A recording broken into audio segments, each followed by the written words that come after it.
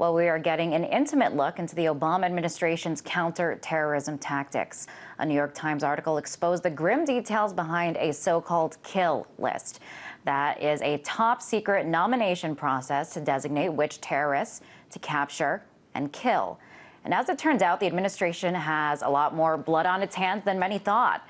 President Obama is insisting on approving every single name on the ever-expanding list. Now, for years, Osama bin Laden was the most hunted man in the world. 2 U.S. presidents promised to find him, and the U.S. military left no stone unturned in its quest to find him. But beyond that, many people don't know many of the names that are on that list or the names of any al-Qaeda leaders who have been targeted and killed over the past 4 years. But here is part of that list, some of the operatives who were killed from 2009 to 2011, in which the Obama administration played a direct role in.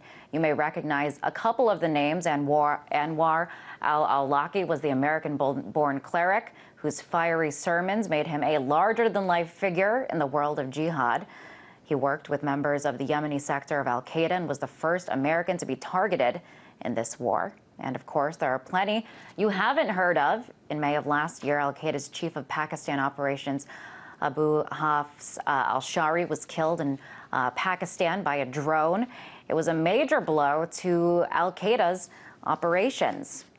And of course, this is just a small portion of the very long list of people. The drone strikes by the administration seem to be nonstop. Take a look at this. This is a chart of the number of drone strikes there have been over the years. As you can see, the chart swelled in 2010 and has now gone down a bit, but that certainly doesn't mean that the administration is going to hold back if it thinks it knows where some of its targets are located. And now there is word of this kill list, a list compiled and approved by a president who campaigned against the Iraq War and U.S. torture tactics.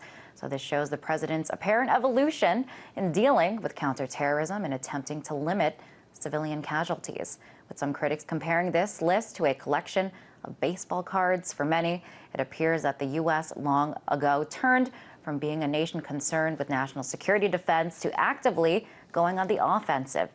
Now, the only question is if the American public will find these counterterrorism tactics as palatable come November.